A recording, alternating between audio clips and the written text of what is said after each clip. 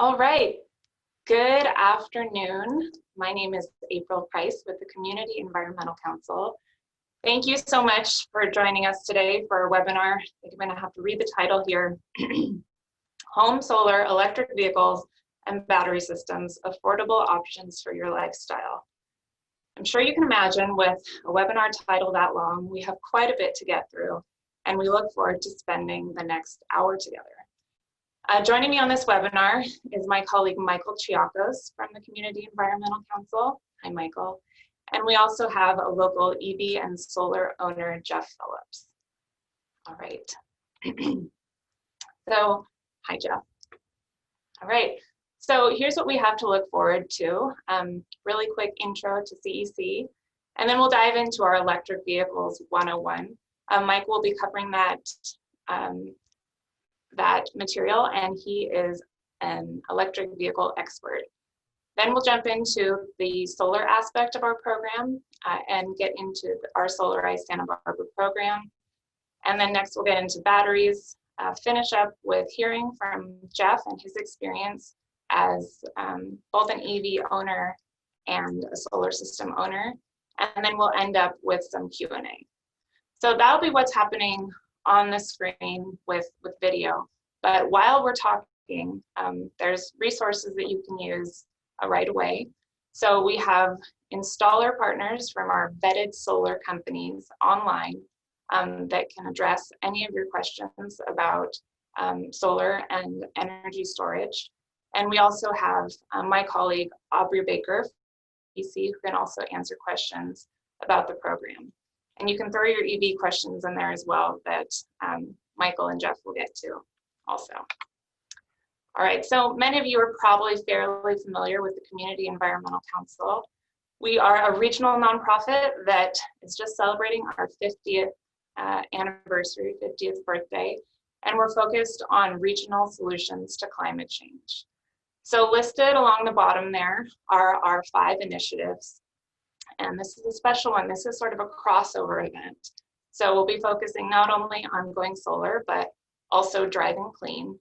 And I think I see you at home. I think I see that you didn't even drive anywhere today and you're eating some nice sustainable food. So you're covering all of our bases and bonus points for you.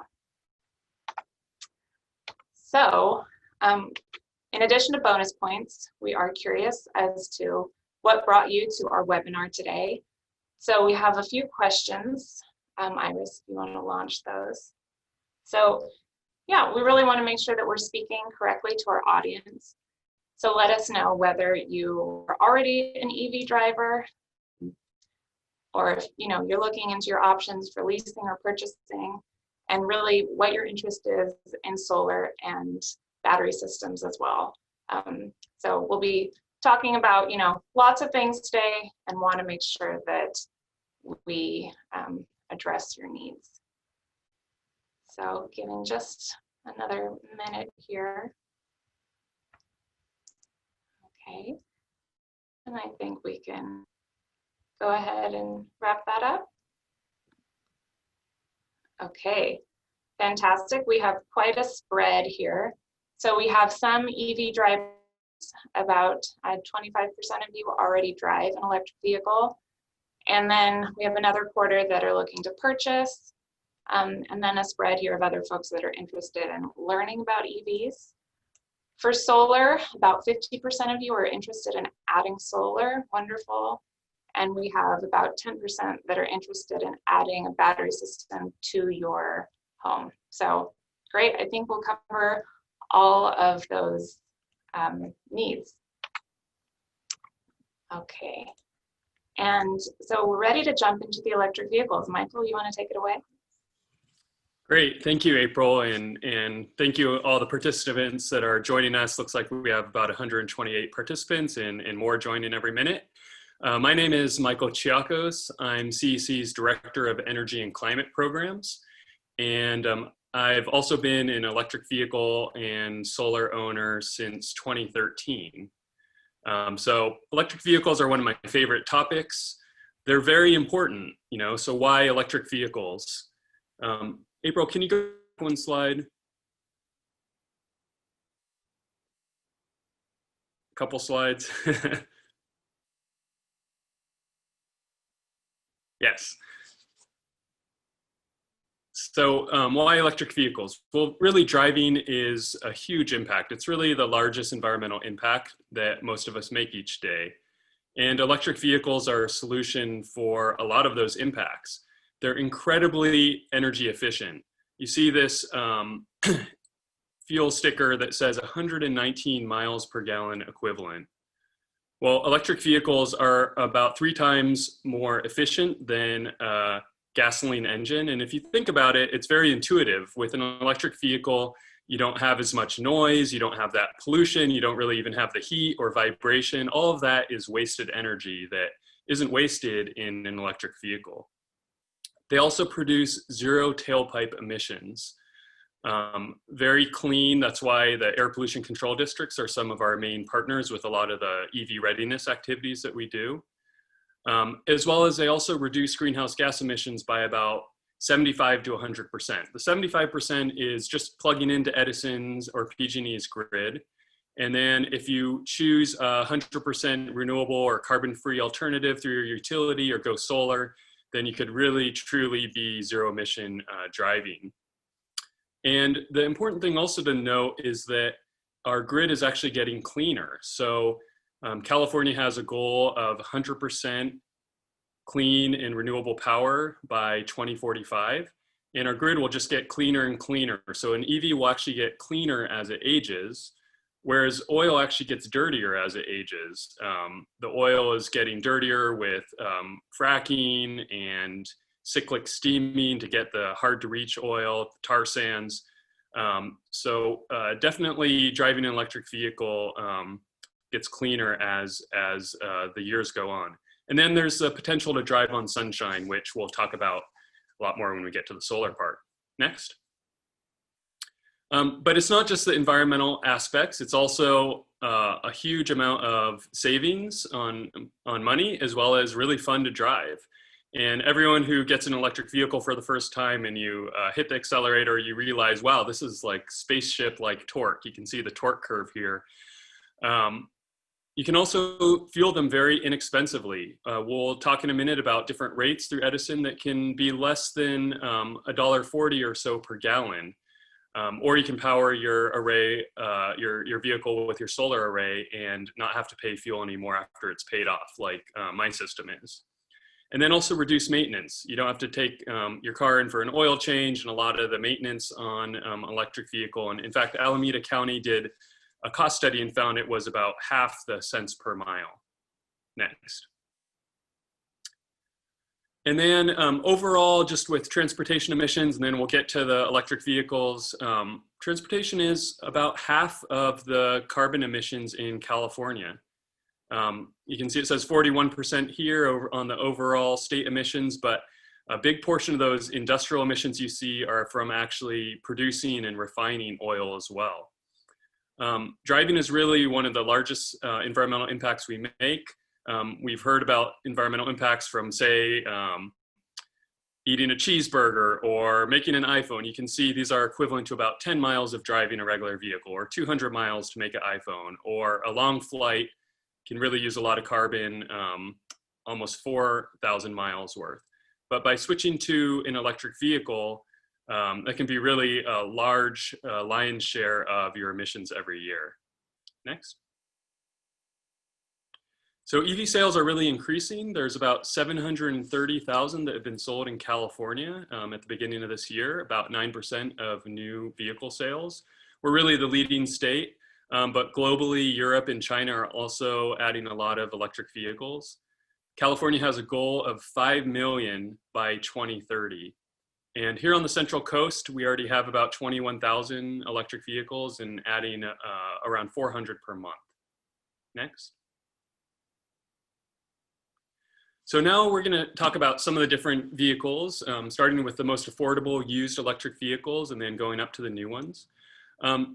It's pretty amazing how affordable used electric vehicles. These are typically 5 to 9 years old and can be purchased now for $5,000 to $10,000. These electric vehicles, like in the top left and going clockwise, the Fiat 500, the Nissan Leaf, the Ford Focus Electric, the VW Golf Electric. These are all some of the first generation of electric vehicles. They actually, may be more appropriate for a two-car household because they do have limited battery range, maybe 70 to 100 miles. And so you probably wouldn't want one for your primary car, but for a second car in your household, you can do most of your errands and running around town. A lot of people can put a large portion of their miles on this very affordable electric vehicle that also gets over 100 miles per gallon equivalent. It could save you a lot of money on fuel. Next. So a little more expensive are the used plug-in hybrids. And so these vehicles have both electric battery. So for the first 20 to 50 miles, you'll drive all electric. And then a gasoline engine kicks in and you can take them on a road trip, longer trip, and still get hybrid-like gas mileage, usually in the 40s to 50 miles per gallon. So these are a great option for a one-car household or someone who does a lot of road trips and is concerned about being able to have a gasoline backup. I personally had a Chevy Volt for 6 years starting in 2012. And really enjoyed the plug-in hybrid, and then recently went to a larger battery electric vehicle. Next. So these are the new electric vehicles or plug-in hybrids. After incentives, they can be, most of them are $20,000 to $40,000, although they can get more expensive. Many of these pure electric vehicles that are on here actually have a range of over 200 miles. So they could be appropriate for a one-car household or a primary car. You could take them on road trips. We have in the top right, the Chevy Bolt electric has over 250-mile range. The Nissan Leaf is next going clockwise. It has either 150 or over 200 miles of range. The 150-mile version could actually be purchased for around $20,000 after the incentives that we're going to be talking about. That's probably the most affordable electric vehicle. In the bottom left, the blue one, we have the Toyota Prime Prius, which is a plug-in hybrid. And then we have 3 vehicles from Tesla. So the one in the top left, the Tesla Model 3, can actually be purchased after incentives for about $35,000 here in California, which is pretty amazing because that's actually less expensive than the average new car, which is about $38,000. And it just really shows how far electric vehicles have come in the last decade. I have a Tesla Model 3, and this summer my wife and I took it on a road trip all the way up to Utah, drove 2,500 miles over about 12 days, camping in very remote places and national parks, and doing fast charging along the way. And it really worked great. So now you can even use them for adventure vehicles. Next.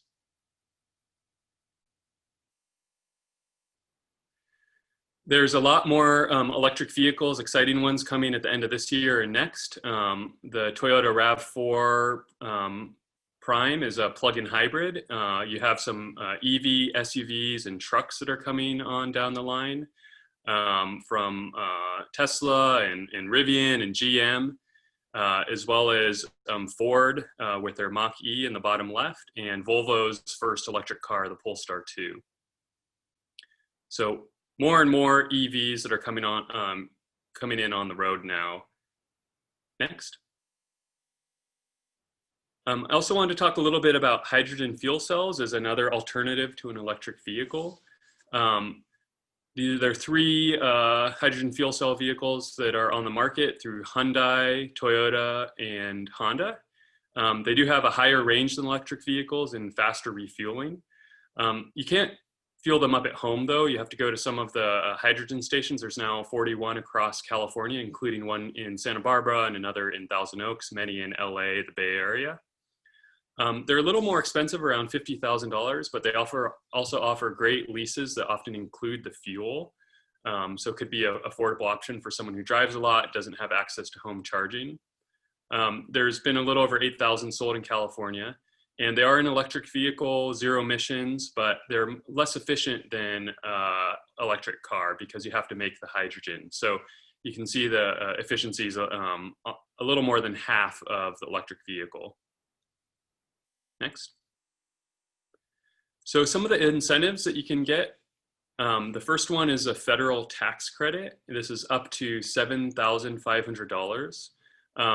Tesla and GM have actually hit their limits, so you can't get the tax credit, but all the other manufacturers you can.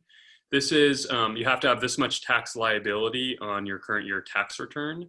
And if you do purchase the vehicle, an EV, you could change your withholding so that you can get the money back sooner rather than waiting for next year on your taxes. There's also a utility rebate of $1,000. Unlike the federal tax credit, this can be taken on a new or a used vehicle for SCE. So really great option if you're gonna buy one of those very affordable used electric vehicles and get $1,000 back from Edison. There's also a California rebate. You can see the numbers here. Most people get that $2,000 rebate for an electric vehicle. If you are low to moderate income, you can receive an extra $2,500. So that would be $4,500 for an EV for a family of 4 that's making under $77,000. And then there's also the Clean Vehicle Assistance Program for a family of 4 making under $104,000. This could be just a $5,000 grant for electric vehicle, plug-in hybrid, or a hybrid. So definitely worth looking into that program. You can learn a lot more about incentives and all these different programs at our regional EV readiness website, electricdrive805.org. And this presentation will be sent to all of you after so that you'll be able to really peruse these resources. Next. So charging, there's 3 basic types of charging, level 1, 2, and 3. Level 1 is just a regular outlet that there's probably dozens of in your house. Many people already have one of these in your driveway or garage, and you can use that to trickle charge your electric vehicle. You only get about 3 to 5 miles per hour, and a lot of people are like, why would I want to do that? That's really slow. But what most EV drivers do is charge up overnight. So you just plug in your car, and if you drive less than 50 miles a day, definitely if you have a plug-in hybrid, a level 1 might be a very affordable and easy option for you. You could literally use the charger that comes with the car, like that one in the picture, and plug it into an outlet that you already have, or one that you can very affordably add with an electrician. I used a level 1 charger for about 6 years with my plug-in hybrid, and it worked out great. Level 2, most EVs get 20 to 30 miles per hour, and these are what many of the public stations are, like you see the picture on the left. There's over 1,000 public EV charging stations now throughout the Central Coast, Ventura, Santa Barbara, San Luis Obispo counties. So plentiful charging out there, more workplaces are putting in chargers, but primarily people would charge at home if you have access to home charging. Third type of charging is fast charging. There's about 172 of these chargers throughout our region. For many of the electric vehicles, like the Nissan Leaf on the top, they're a 50 kilowatt DC fast charger that will give you about 60 miles in 20 or 30 minutes. So this allows someone to, if they live in Santa Barbara, to make a little longer trip to, say Thousand Oaks or Los Angeles and back in their short range EV, the real affordable ones we talked about. For someone with a longer range battery of 200 or 300 mile EV, they could use these chargers to do more extended trips. And then there's also super fast chargers, which some of them can go up to 350 kilowatts, or the superchargers through Tesla, 250 kilowatts, which are very abundant throughout the country now. The Tesla supercharger can charge up to 1,000 miles per hour. So when you go on a road trip, you start out with a full charge. After driving a couple hundred miles, you might stop for a half-hour lunch break and charge up to full or 80% again. And then drive another 100 or 200 miles, stop for a bathroom break, reach your destination after 6 or 7 hours of driving. And it's very similar experience as driving a gasoline vehicle. Next.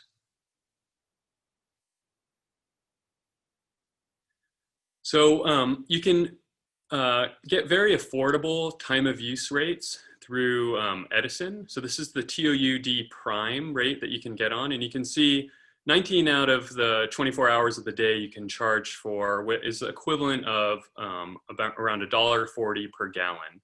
So charge up overnight or charge up during the day, particularly if you have your solar. You just want to avoid that 4 to 9 p.m. period of charging your vehicle.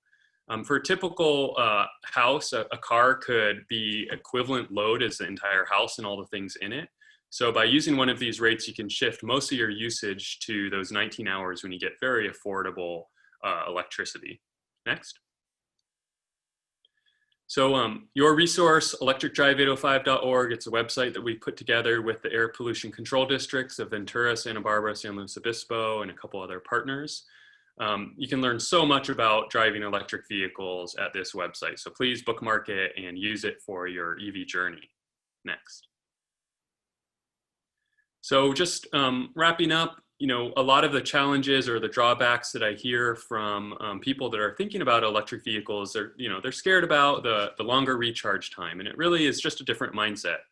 You charge at night while you're sleeping, or many people who don't have access to charging at home might be able to charge at work. UCSB and the county of Santa Barbara and other large employers have lots of charging stations now. And it's actually, I think it's more convenient, particularly if you have access to charging at home, rather than, you know, finding a gas station every week or two and spending 10 minutes, 15 minutes fueling up. You just get home, spend 20 seconds charging your car, might even only be once or twice a week. And it's very convenient. And then going on a road trip, as I explained, you have to stop in certain places, but it's pretty easy to do.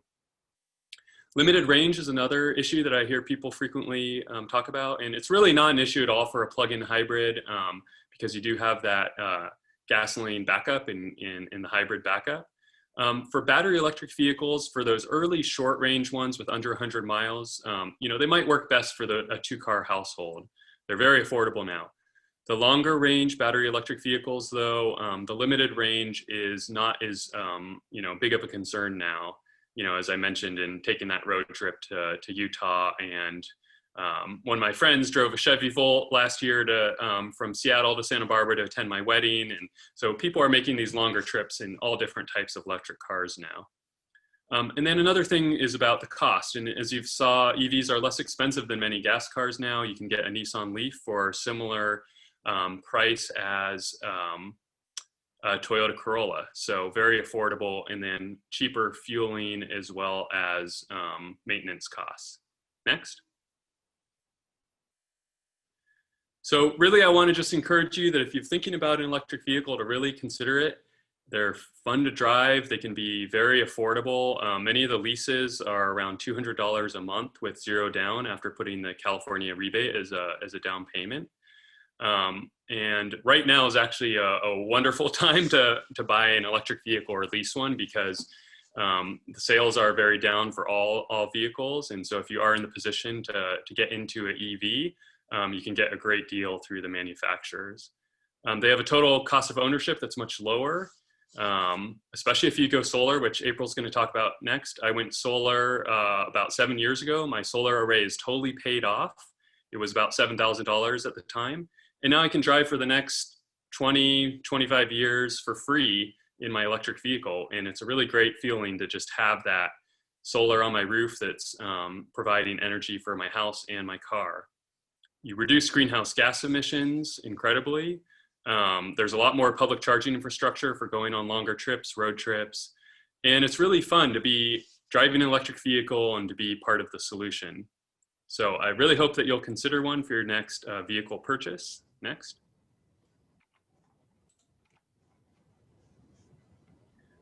These 4 resources are some of the best ones to start with. Our website we talked about, and then Plug-in Cars has reviews and information about all the 40 electric vehicles that are on the market now, everything from small sedans to SUVs, even a minivan. PlugShare is where all the charging stations are. And then the last one is where there's current lease offers that are compared and ranked and updated every month. Next. So I'll pass it on to April now. All right, thanks. Great job, Michael. Michael comes back to, well, when we used to work in the office, quite regularly on Mondays with lots of stories of his weekend adventures. And I always say, you did that in an EV? And, you know, he says yes. So told me, and it's great to hear his experience. So you might still be wondering why we decided to tie all of these things together. So I'll be talking about solar, but oftentimes when I talk to people about going solar in the community, they say, well, you know, I would love to go solar, but my electric bill is so low that it just doesn't really make sense for me. So the more that we've worked in this space, we've realized the real synergy between driving an electric vehicle and adding solar to your home. So even if your electric bill is currently quite low, if you decide to get rid of your gas-powered vehicle and opt for an EV, suddenly the investment really makes sense. All right, so to jump into solar here, I'll be walking you through some basic solar technologies and our Solarize Santa Barbara program, which so far has helped just over 800 homeowners go solar. All right. So I think you're probably pretty familiar with the benefits of going solar. Definitely want to encourage folks in our community to use renewable energy. But something that might not be as obvious is the fact that adding a solar system to your home is very likely to increase the value of your home. There's a study done about 5 years back by the Lawrence Berkeley Lab that showed that homes with solar sold for about $15,000 more than comparable homes in the market without solar. So, you know, you might end up investing $15,000 or maybe significantly less in a solar system, but you really are looking to recoup that investment when you do decide to sell your home. You're also looking to start saving money right away. So this is an example of a customer who's considering going solar. I didn't put the price tag up here, but the price for this solar system after rebates and tax credits is about $13,000. And so this is just to warm up the idea here that you're going to save a lot of money. Again, this customer, before going solar, is currently spending about $167 a month on electricity, and after solar can really look forward to spending about $30 a month on electricity. So with that $13,000, I know, burning a hole in your pocket, you might be thinking through other household investments that you'd like to make, and I know there's a lot of decisions out there, but when you're really looking at the ROI and you know, using your money wisely, this 25-year savings of close to $70,000 really makes solar a fantastic investment. All right, another benefit of going solar, in addition to the immediate savings, is really hedging against the increasing electricity rates, the rising electricity rates that we see in all across the country really, but historically, SCE's rates have gone up over time and we expect them to as well. So by adding solar electricity to your home, you're basically just reducing your demand on the grid and therefore reducing the amount of grid electricity that you're going to need to purchase. All right, so to walk you through just a really general idea of what a solar system is comprised of, I'm sure we're all used to strolling around with our face masks on our neighborhoods and looking up and seeing beautiful solar panels shining on the roof. That's, of course, the most obvious part of the solar system. But there's another very important component to the system, and that is the inverter. And so that is the component that changes the direct current that the solar system produces to the alternating current or AC power that our appliances use at home. I know it's a flashback to high school science class. So, so there are a few different options for inverters, and I'd like you to be familiar with that if you're investing in a solar system. So traditionally, you're looking at something called a string inverter, and a string inverter is just one centralized box that will probably be mounted inside your garage. And that will be the component that does that change from DC to AC. There's nothing the matter with a centralized string inverter, but they typically do have shorter warranties. And if you do happen to have any shading at all on your solar system, the shading on one panel will decrease the power production of all of the panels that are connected in series if you do have a string inverter. So the industry has come up with two ways to address that challenge of shading. And they're listed here on your screen. So you have the microinverter and the power optimizer. And at the end of the day, you're going to have very similar results from both of these solutions. A microinverter is simply small inverters mounted on the back of each of your solar panels that also allow you to keep track of the power production of each panel. Both of these solutions actually do so. But the shading of one panel with a microinverter won't affect the output of the other panels. Similarly, power optimizers have a component on each panel that addresses those shading concerns. So through our Solarize Santa Barbara program, which I'll get into shortly, you will have options for either one of these technologies, and each of these have a 25-year warranty associated with them. All right, so you'll also, we have our solar panels, inverter. You're also going to maintain your connection to the electricity grid. And that's an important thing to think about here, because the electricity grid is your friend when you go solar. It allows you to get credit for each kilowatt hour that your system produces that you don't need right away. So let's say it's a beautiful, sunny, not smoky day, although it looks like the solar production is decent today. But let's say your solar system is producing quite a bit, but you're out on vacation. And so each of those kilowatt hours is sent back onto the grid, and you're getting a monetary value for each kilowatt hour based on what you would have paid for a kilowatt hour at the time of production. I know this is a little bit confusing. This idea is called net energy metering. And so to walk you through an example here, this is a customer that has solar, and let's just walk through their day here. So first of all, as Michael introduced, this customer is on a time of use rate, which means that electricity has a different price tag depending on what time of day it is purchased, or as a solar customer, it is produced. So for instance, there are on-peak times. In this case, that on-peak is the most expensive time, 56 cents.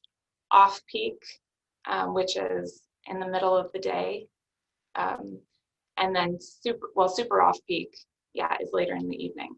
So let's walk through this customer's day. You can see it's midnight here, and this person is using a lot of power. Let's see, you just sat through a great presentation, EV 101. What's going on here? That's right. This person is charging their electric vehicle. And so they're using quite a bit of electricity from the grid, but it's at super off-peak time, so it's fairly affordable. Now you can see here, sorry, it's kind of light on your screen, but 8, 9 o'clock in the morning, the sun comes out and the solar system kicks in. So that's why these bars are below the zero axis here. And so these kilowatt hours are being sent back onto the grid because the homeowner doesn't need those kilowatt hours at that time. So as they're sent onto the grid, this homeowner is getting credits based on the price of electricity. So these credits here are worth close to 32 cents per kilowatt hour. And then later in the afternoon, you're getting higher value credits. And you can see here the customer starts using more electricity from the grid in the evening. So this is a great economic case here, even though clearly this customer is using more kilowatt hours than they are banking. It's not a problem because they're banking higher value kilowatt hours than they're using. And those banked kilowatt hours or banked credits are going to roll over day to day and month to month. So that's not something that you need to manage. It'll happen automatically. All right, so I know I'm discussing some things that can get confusing. Reminder, if you do have any questions, we have some solar experts online that can address your questions. Just go ahead and type them into the chat. All right, and this is what a solar demand curve might look like if you don't have solar. So really minimal usage at night, banking those credits during the day, and in the evening using quite a bit more power from the grid. So CEC has been really trying to support folks in our community in going solar for quite a while. And throughout this work, we continue to run into the same concerns from people in our community. So who do I work with? How do I know if I'm buying the right equipment? How much should it cost and how do I pay for it? So that is a great introduction to our Solarize Santa Barbara program. As I mentioned before, this is a program designed to make it easier and more affordable for you to add solar to your home. And it's a limited time program currently available to residents of Southern Santa Barbara County until the end of October. So that would simply mean that you would sign a contract by that point, but I'll get into those details. So how does this program address these issues? So the installer partners that are answering your wonderful questions on our chat right now weren't just selected randomly. It was a very thorough vetting process. We put together a committee of folks that have expertise in solar, in finance, in general contracting, and we invited the solar community to apply to work with our program. So this committee really made sure that CEC, on behalf of you, the customer, was working with folks that had excellent customer reviews, was using excellent products, and was performing well financially, because we want these companies to be around to service your equipment, if in the very unlikely chance you need them to. As I mentioned, selecting the right panel was a big part of this process. I'll tell you the panels shortly, but they all have great warranties. We're looking at 25-year production warranties. And of course, with any solar system install, you do have that 10-year workmanship warranty as well. We also really were looking for great prices for you. So we sat down and negotiated with these installers to make sure that you were getting a great deal. And we're also here to provide solar coaching along the way. So either in comparing different bids or thinking through, is this an apples to apples proposal that I'm getting here, or really helping you think about financing or other payment options. So I think I've gone over this. We really just want to make it easy for residents of Southern Santa Barbara County to go solar, and to do so in a way that supports your local economy. So I introduced the fact that these folks are online chatting away to help you now, but we're very grateful to be working with 3 wonderful local solar companies: Brighton Solar, California Solar Electric, and Sun Pacific Solar. And so each of these companies does have slightly different offerings, but again, all of their products and services were vetted by our committee. So in order to be eligible, you do, as I mentioned, we do have a geographic scope for this program, and you need a place to put your solar. So you want to make sure that your roof is in fairly good repair before adding a solar system to it. Definitely the re-roofing process and preparing for solar is something that goes really well together if you're just at that point where you need to replace your roof. You also want to think, of course, about your sun access. So a south-facing unshaded roof is going to get you the most kilowatt hours, and that's a good thing. But a west-facing roof can also be a great option, especially as I mentioned with time of use pricing and those kilowatt hours that are produced later in the day being of the highest value in your net energy metering. Okay, so south or west, sometimes there are some east facing. You can have east and west facing on the same house. That can be okay. But don't let anyone talk you into a north facing solar array. And I did mention that this is a limited time offer. Basically, we set up a sale for you, and we hope that it's a good fit for you. All right, whether or not you go solar through the Solarize Santa Barbara program, there are some great initiatives or incentives here. There's a federal tax credit that most people that I've talked to can take advantage of, and that is going down in 2021. So currently you're able to save 26% of your investment in the form of getting that money back in a federal tax credit. So definitely think about this timeline, and certainly looking ahead to 2022 with that incentive disappearing. All right, so I will share an example here with you. So this is a system, an example system that might be purchased through the Solarize Santa Barbara program. So this is a 4.5 kilowatt system. So that's 4,500 watts. The installed cost could be about $15,000. You're looking at a generous tax credit, and at the end of the day, spending about $11,000. Do want to be transparent that CEC does receive a payment from the installer partners for each system that's sold, but that's never something that you will see on your bill. And so 4.5 kilowatts might be a new language for you. This is sized to roughly $125 a month bill. All right, and as I mentioned, there are several options for vetted panels here. And so this might seem like kind of an overwhelming list, but each of our solar installers has 2 options that they'll talk through with you. And they're both good options. So why might you choose one over the other? Well, some of these panels can create more energy in a smaller space. So if you are really looking to get a lot of electricity out of a relatively small roof space, then you might opt for a more efficient panel, which will be more expensive than the lower efficiency panel. And there's optimizer and microinverter options. And again, our equipment through the program has 25-year warranties. And what does that mean?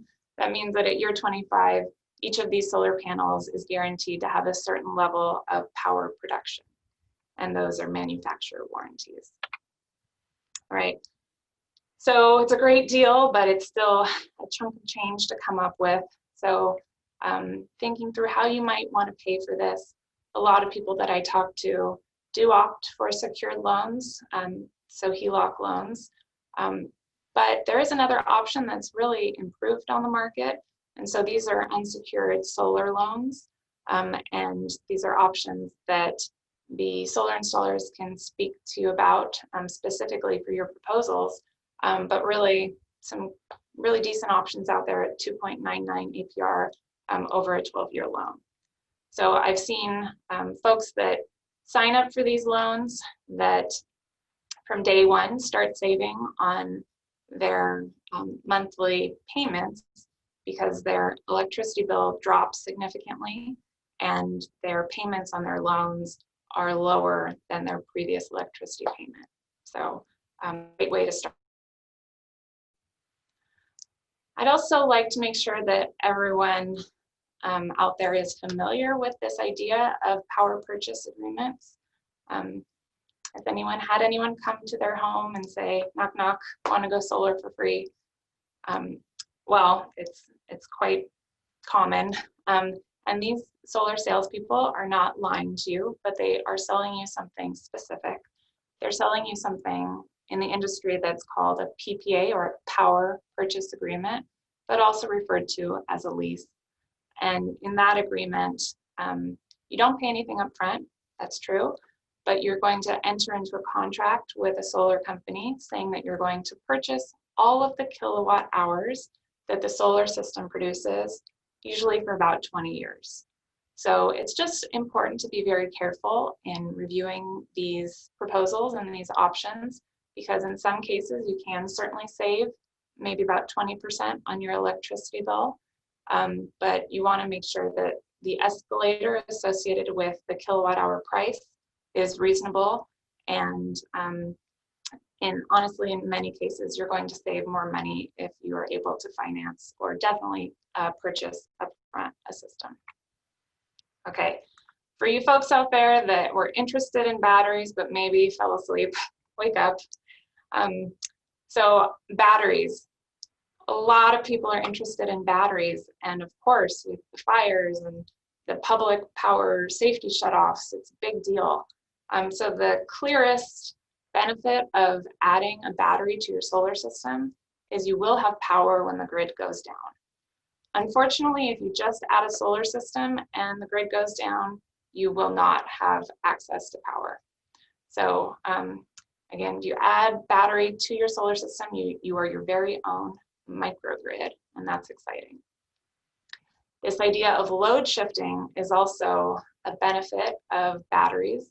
Basically, you're able to store your solar power during the day and then use that solar power, the same kilowatt hours, in the evening instead of purchasing power from the grid. And this has, I have carbon benefits here, but it's really greenhouse gas benefits because there's still gas-powered electricity on the grid that you won't need to purchase because you're creating your own electricity.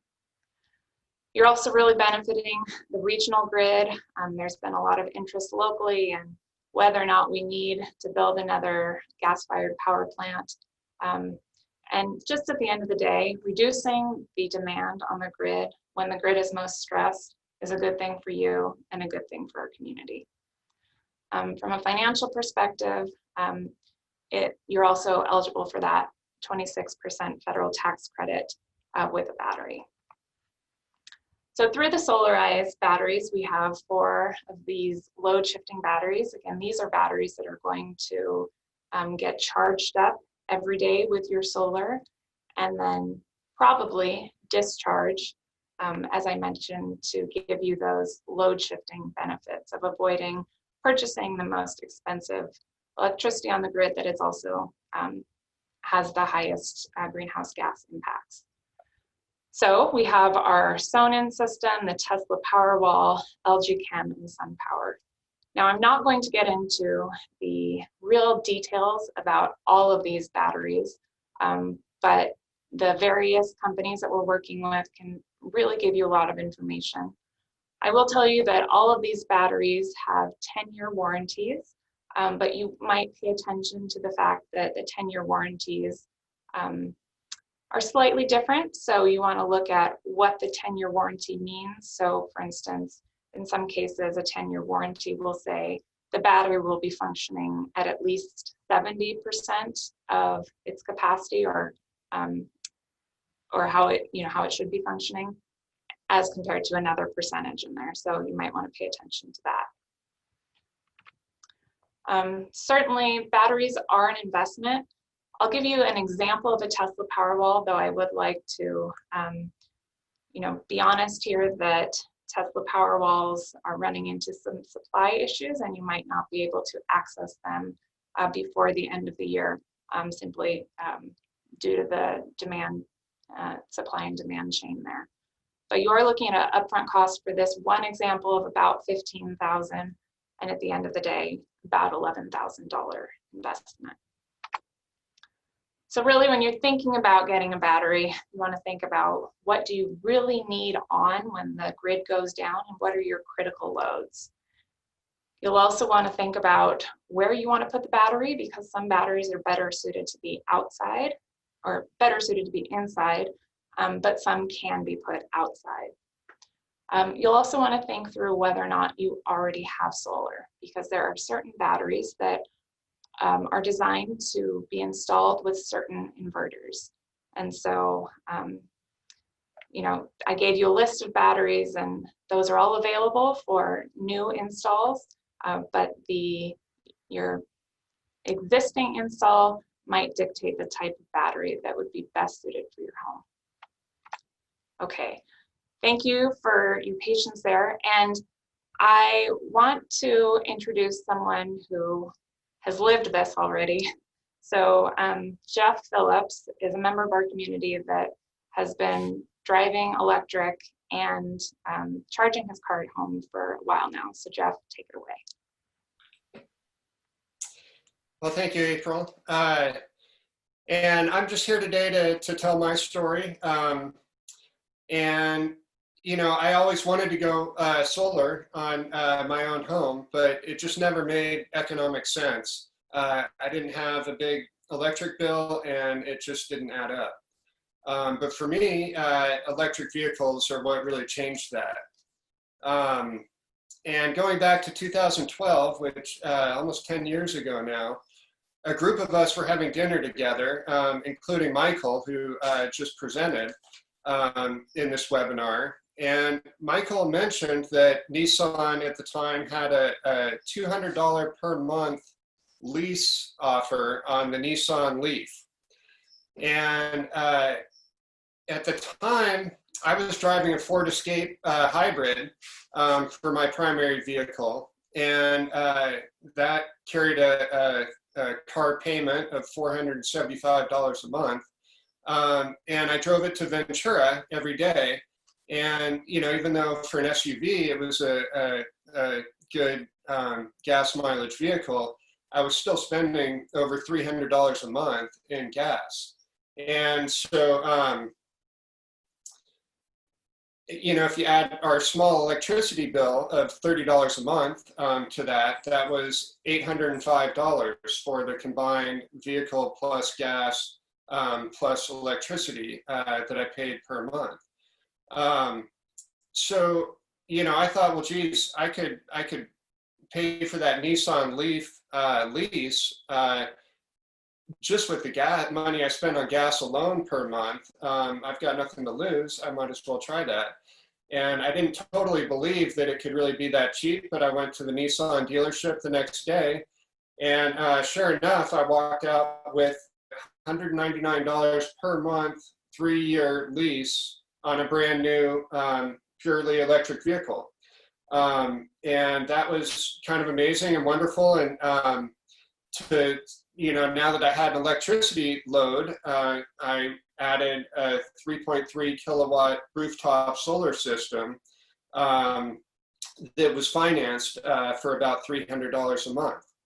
So that brought the total for my new electric car plus solar electricity to $560 a month. So in a surprising and rapid series of events, I eliminated my gasoline use entirely, added a brand new electric vehicle with rooftop solar, all the while dropping my monthly car plus energy cost from $805 a month to $560 a month, a savings of over $200. And you know, since then, that worked out so well. After the 3-year lease was up on that Nissan Leaf, I purchased a Tesla Model S, and that worked out so well. After a few years of that, we replaced my wife's Toyota Prius with a Tesla Model 3. And, you know, it's just overall been a wonderful experience. It's been economically affordable, and I will never go back to an internal combustion vehicle. And I certainly don't miss trips to the gas station at all. Thank you. Thanks, Jeff. I've also been impressed with this picture that you shared with me. What's going on here? It's amazing. Well, you know, I'm an outdoor recreationalist and have a lot of outdoor activities that require a lot of gear. And, you know, I'm not typically the luxury sedan type of owner, but that's what was available at the time. And so it turns out you can actually add a lot of accessories to make a vehicle like this pretty handy. And I drive this car out to Wyoming every summer with all kinds of gear, as you can see, inside and on top of the car, and it works just great for that. Cool. Thanks so much for sharing your story, Jeff. Really appreciate it. Thank you. We have about just 5 more minutes left, so I know that Michael and Jeff were happy to answer some of your questions. So great questions coming through on our Q&A. Let's see. Can either of you speak to how much your electricity bill increases when you charge your EV overnight? I can answer that one. So it really depends on how much you drive, of course. But typically, if someone had a gasoline bill of maybe $100 a month, then they may spend $30 or $40 on electricity.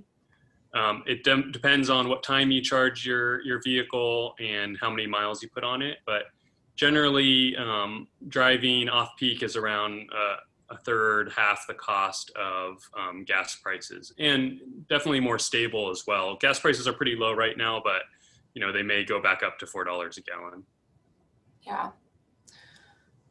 Great. And then there's definitely some interest in our chat of, you know, I think it's always kind of nerve-wracking to think through buying a used car. Can you help us think through buying a used EV and whether that's any different from buying any used car? Yeah, one of my friends recently bought a used Nissan Leaf, and I saw in the chat that there's some people on the webinar that also bought used electric vehicles. And you know, I think one of the most important things, you know, EVs typically have you know, much lower maintenance costs, but a lot of people are very concerned about the battery and how long the battery is going to last. You know, most of them are warranted for 8 years and 100,000 miles. And so you may be able to pick up a used EV with 50,000 miles that still has plenty of warranty on it.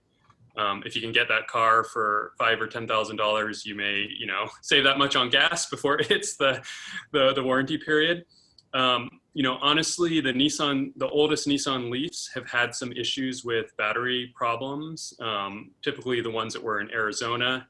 So you might want to look for a car that was a local car rather than one that was, you know, brought in from another place. You can also do an assessment on the battery to see, you know, how healthy it is. But in general, the used electric vehicles are so affordable now that if you do have a warranty on the battery, you could, you know, drive it significantly. You know, with like a plug-in hybrid used one, you don't have those issues with the battery if it does degrade a little bit because you still have the gasoline engine. And typically with used batteries, like any appliance, although they're more robust than, you know, like a phone battery, you may notice with a used EV a decline, maybe 10%, 20% of range of your battery. So that could be one of the larger impacts, is you just don't have as much range, which would be fine for the around town driving. But yeah, I think purchasing a used electric vehicle, or if you're curious about it but not wanting to jump in all the way, leasing an electric vehicle for 3 years is a really easy way to just try the technology but not you know, be locked into it, as well as with all the incentives, it can be quite affordable, as Jeff mentioned, and my mom and many other people have leased electric vehicles for under $200 a month. Very inspiring. And what about for folks that, you know, we talk through the idea of charging your car at home. What about for folks that are renting? Have you had any case studies where, you know, there are good solutions for folks that want to charge at home if they're renting? Yeah, I mean, renting can definitely be more difficult, and that's why for EV ownership, and that's why our EV collaborative is really working on getting more workplace charging stations, as well as charging stations at multifamily properties installed.